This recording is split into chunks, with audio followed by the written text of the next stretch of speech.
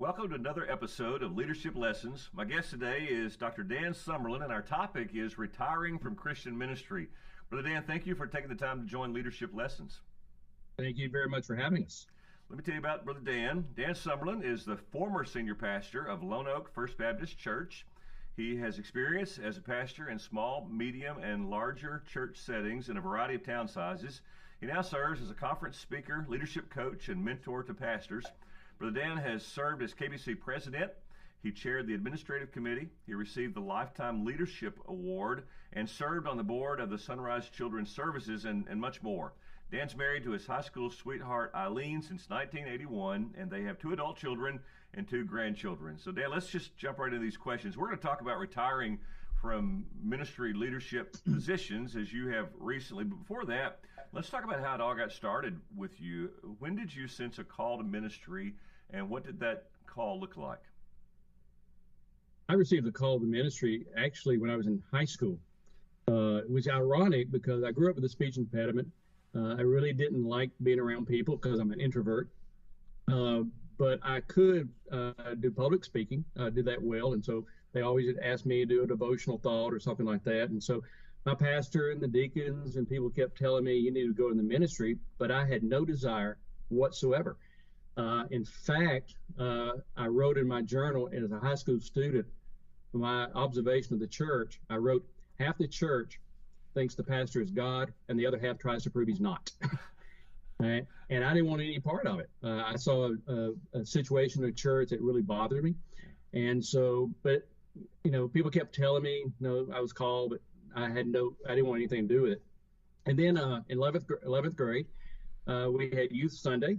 We used to do that in the old days where you invited the youth to preach. Yep. And I was one of the preachers and prayed, Lord, if you want me to be a minister, show me.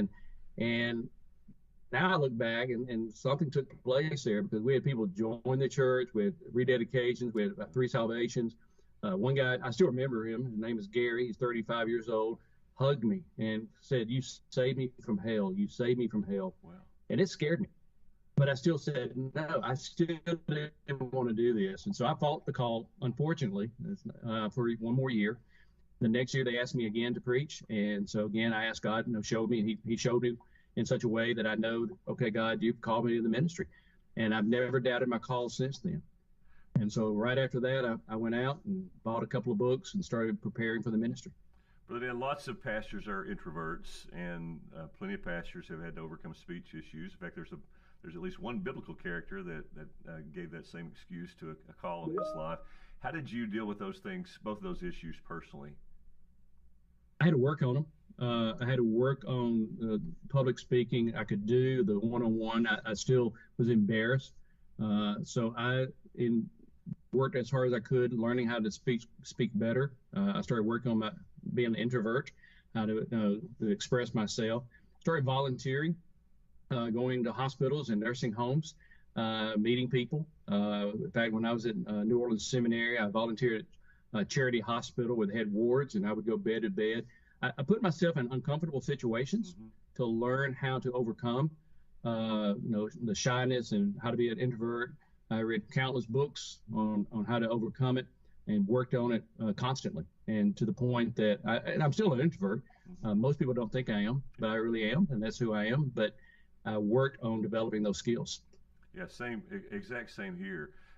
So I tell folks this, and I say it sometimes publicly. I've preached more than 3,000 times, and I've never once preached that I wasn't nervous about preaching. Is that your story? Some of your story as well? Is it still an issue for you that you feel a certain amount of emotional anxiety before you preach, or did you get past that at some point?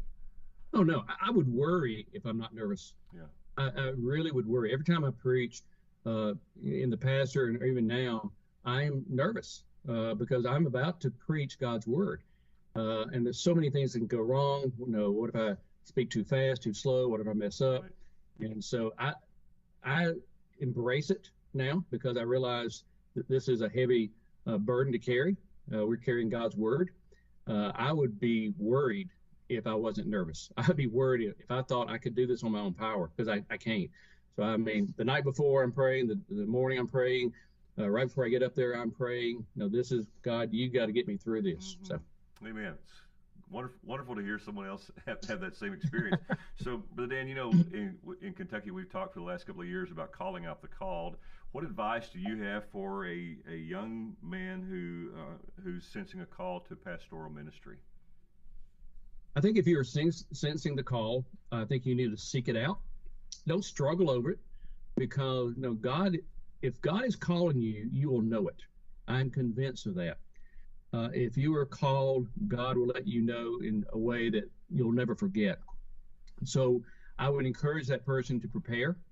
I would encourage that person to get involved in the church, to do speaking, to do ministry. And the more you do, you'll see what God has for you. And so I would tell young guys now, if you're preparing for the ministry, I would prepare for bivocational ministry.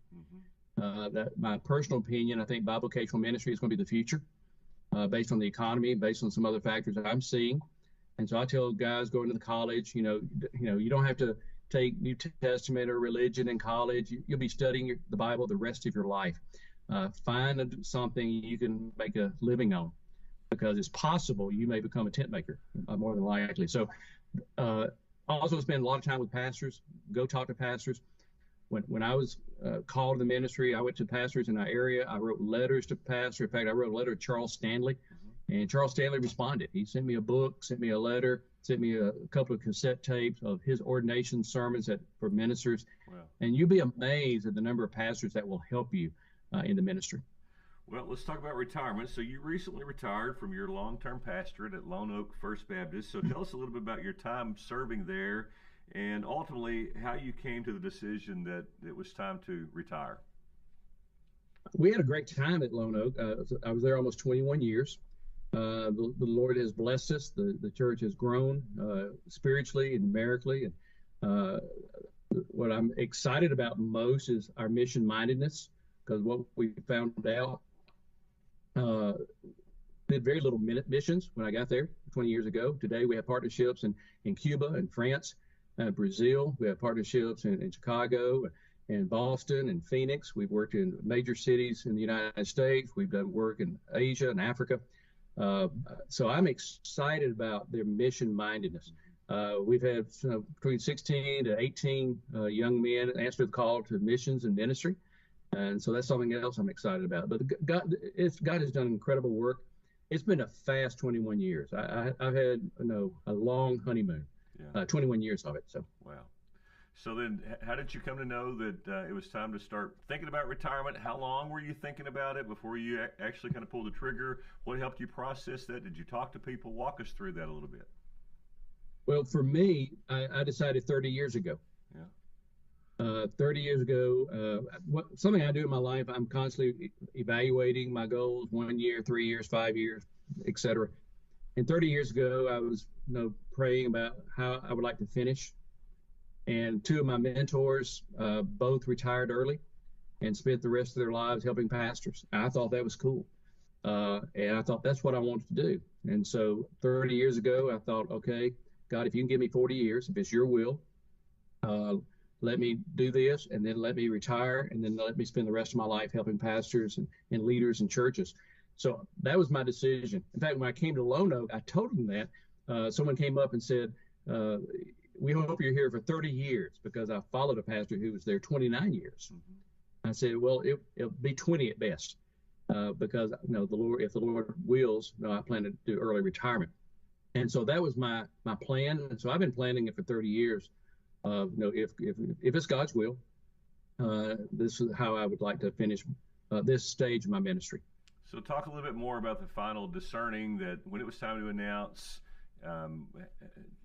Did you talk to anyone, or did you just say, I decided this 30 years ago, we're coming up on that time, I'm going to stick with that plan? Basically both of those answers. Okay. Because I did talk to our key leaders last year. I knew in my heart sometime in 2023 I was going to retire. Didn't know when. I just knew.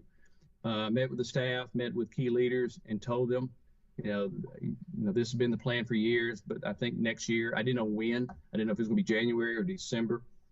And so, but I told them early or late last year. The more I prayed about it, the more I realized what's best for the church. It was May. Looking at the calendar, looking at how everything flowed, I thought, okay, May would be the best time. I made a video for the church. We told the church in January.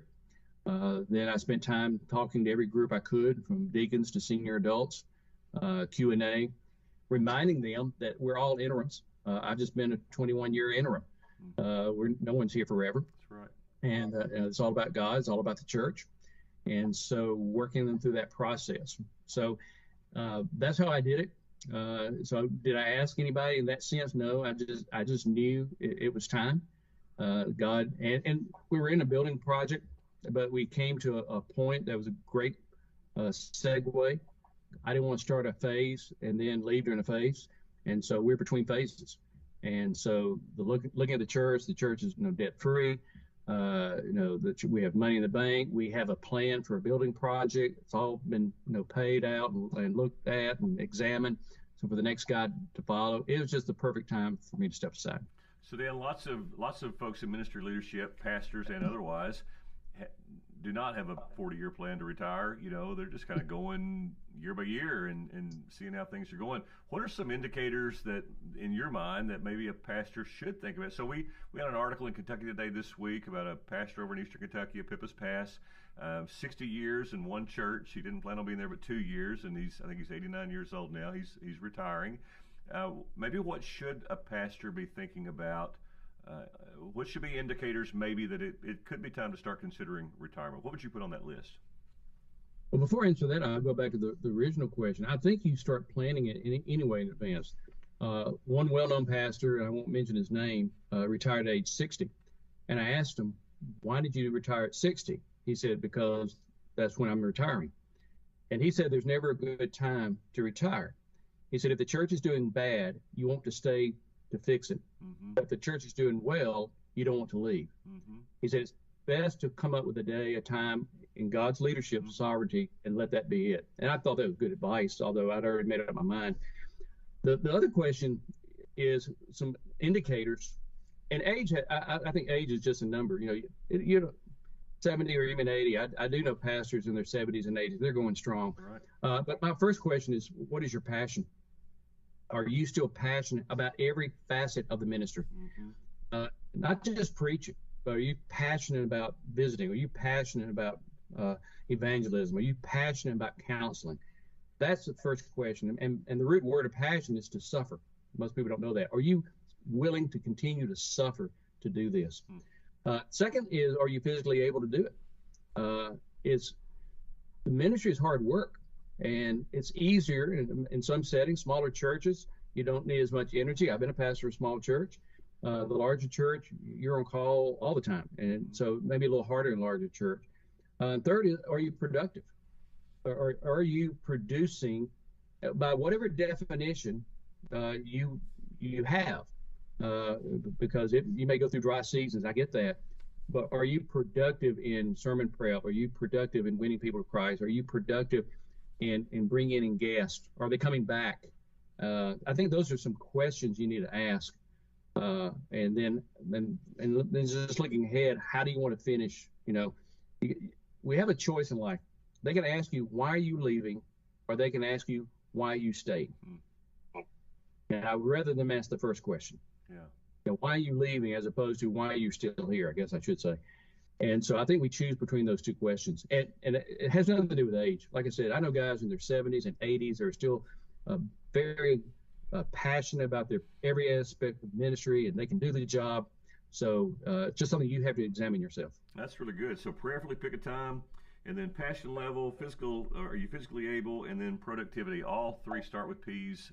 Great job, Dan, in alliterating the plan for retirement. So good work there. Hey, I think like that, yeah. Dan, you spent a lot of time preparing the church for your retirement. So tell us a little bit about that. How did you prepare Lone Oak for your pending retirement? Well, as I said, I did talk to the leadership. I did tell them my plan. I did tell the church. I spent some time with leaders telling them what's going to happen. The next guy won't be like me. It's going to be different. Just explaining the change principle that they're going to go through. tell him it's going to be okay. The way I do the Lord's Supper, the next person may not do it that way. In fact, probably not. I do it in a different way. And the way I preach, people may not do it that way. Everyone's different. I mean, and that's okay. And so I prepare them for that kind of mentality. And I remind them the church is bigger than a person. It's not about me.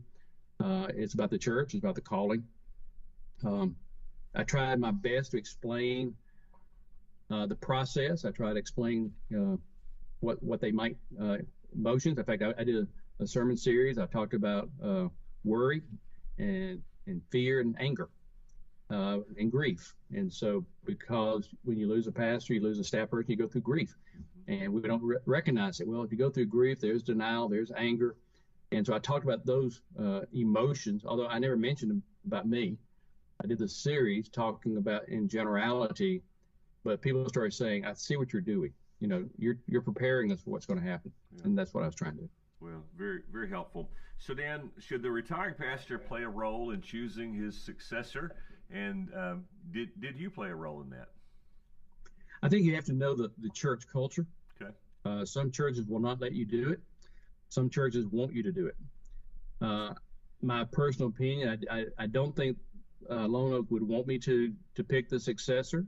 I probably could have done it, if I went to the people and talked to them, but I just knew their heart, and so I did not pick my successor. I had nothing to do with that process. I worked with the committee, giving them guidelines on how to look, but I didn't look at the resume. I was not part of the interview process, so I had nothing to do with that.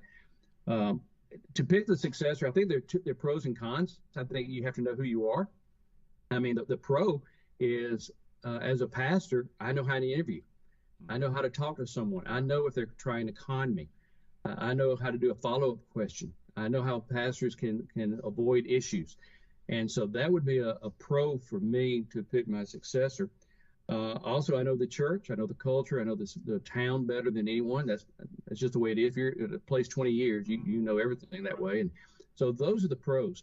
The cons would be I'll have a tendency to pick somebody like me. Mm-hmm. And that may not be good. They may need someone completely different than I am. Right. And if you pick your successor, there's a temptation you don't let go. You feel like, okay, I got to help him out, and I'm always telling him what to do. So you got to figure out those two, which is the pro, which is the con, and who you are and who the church is and who the candidate is. In a perfect world, if you could bring someone in for a year and mentor him and then walk away, that would work. Most churches can't afford that. Yeah. And some churches wouldn't even want that, but you have to decide who you are and who the church is. So very practical answers. Here's another very practical question that a pastor would have to work through, especially a long tenured pastor at one place. You were at Lone Oak 20 years, and some pastors have been 30 years or more in their place of ministry. So when a pastor retires, should he leave the church that he led, or should he remain there? Again, I'm old school. I was taught, 40 years ago, you leave for 1 year. That's what I was taught. Every church I've been called, the pastor left for a year. I've always been good friends with them. So I've been taught that you leave for at least a year. And again, the reason is for the new pastor. Mm-hmm. If I show up, people will remember, I remember when you came to visit my mother. Mm-hmm. I remember this. I remember this. You did something different on that text than he did. It's a constant reminder of the past if you're around. Also, it may intimidate the new pastor that you're there. Also, people will ask you, what do you think? And if you're positive, well, then you're pulling the strings. Mm-hmm. If you're negative, you hurt the pastor. You can't win for a year. Mm-hmm. And so I told the church early on, I'll not be around for a year. That's how I was taught. That's how I was brought up. And then after a year, you evaluate. Now, saying that, I have a friend in Alabama. He retired after 30 years. The next Sunday, he was on the second pew. Mm-hmm. And so no one had a problem. And so it can work. But again, that's my thought process, and that's the way I was taught for years. So you've only been in retirement for a short time. You're just kind of getting started being retired. But what have you seen so far as the benefits of retiring? What are you enjoying about it, and what are some of the challenges? I think the biggest enjoyment is spending time with family. Yeah. We're doing things we've never done before. For example, on Saturday, for years, my Saturday, I'm preparing for Sunday.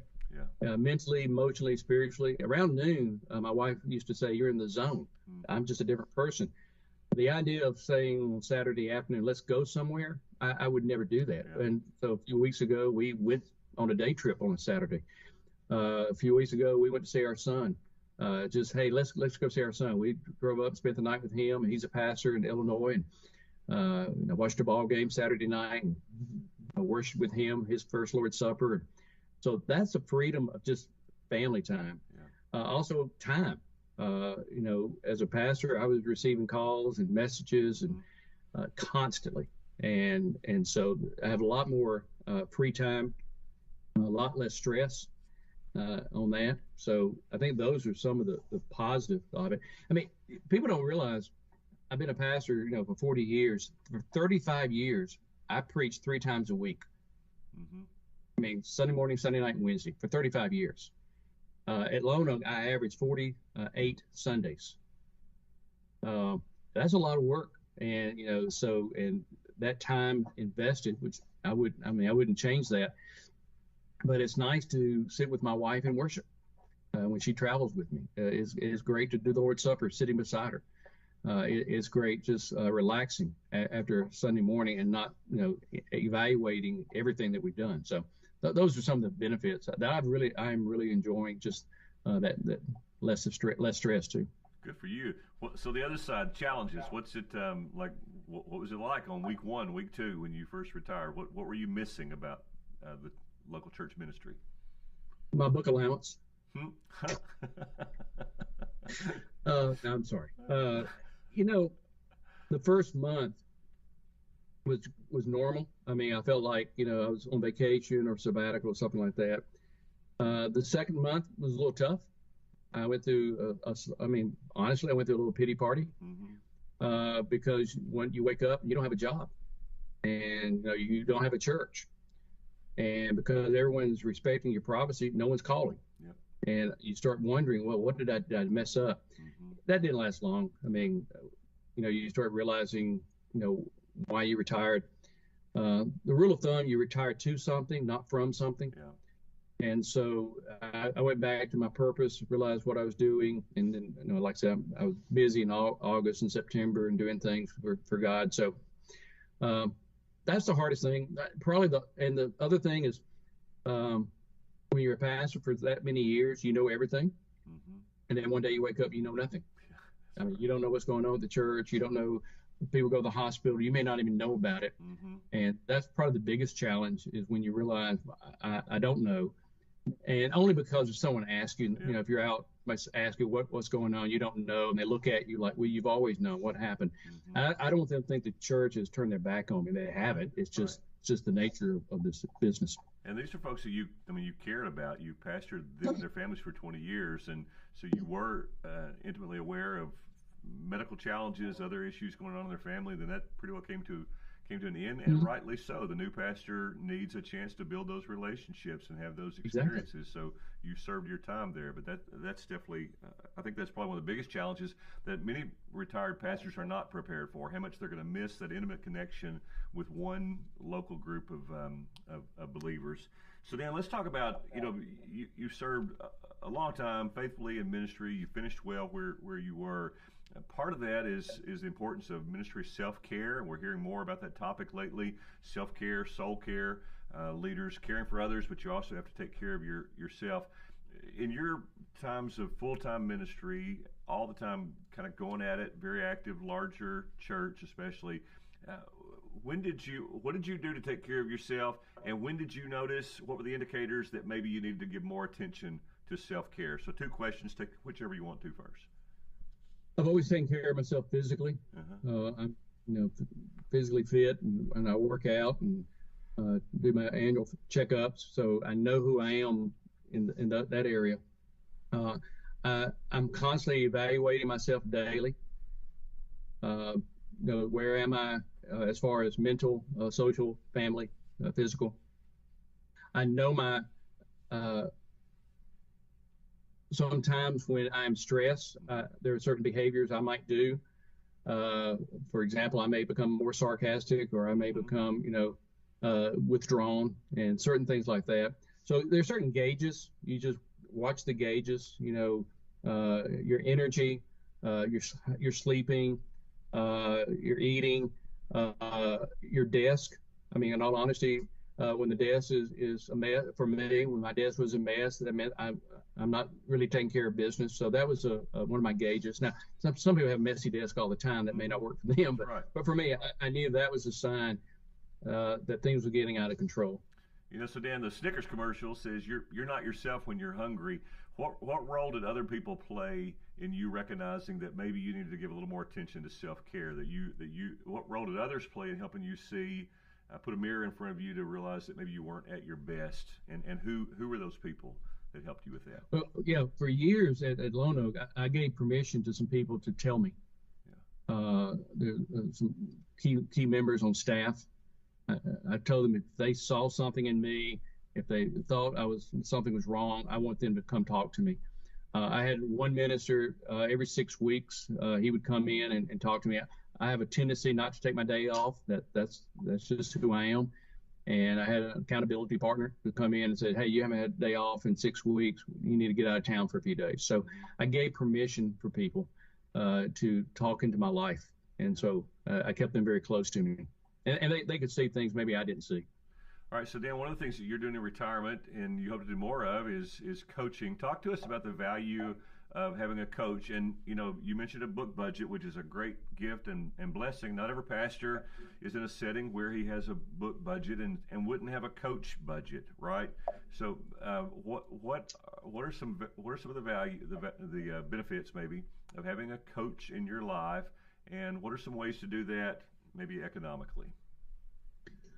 I think having a coach a few years ago, I did get someone to be my coach, my executive coach, and I was amazed how well it worked because he could ask questions that I wasn't thinking about.